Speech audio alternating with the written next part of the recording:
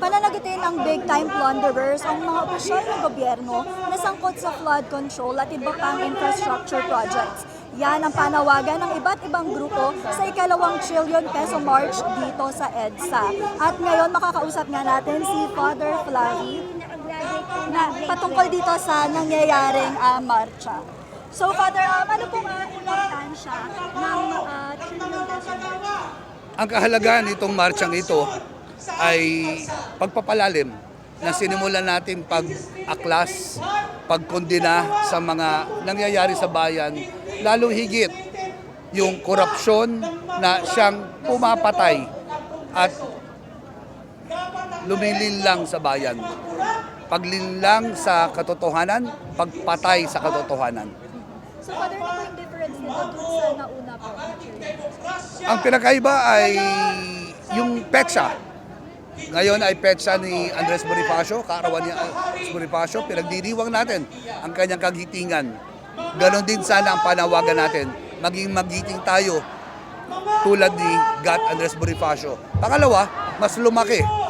Malumaki ang sigaw, lumaki ang pakikiisa. Ngayon ay meron tayong kasama ng mga diocese. Actually, 86 diocese ang kasama natin.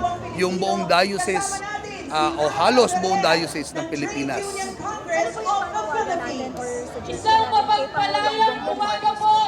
Panawagan natin, patuloy paintigin ang paghanap ng katotohanan, ikulong ang lahat ng korap, ibalik ang salapi, basura ang anti-dynasty law, o hindi basura, sorry, patuloy ipasa at ipatupad ang anti-dynasty law.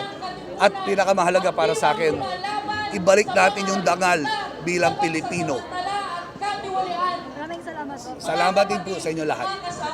At yun, narinig nga natin ang isa pang panawagan ng mga grupo ay ang itigil ang political dynasty.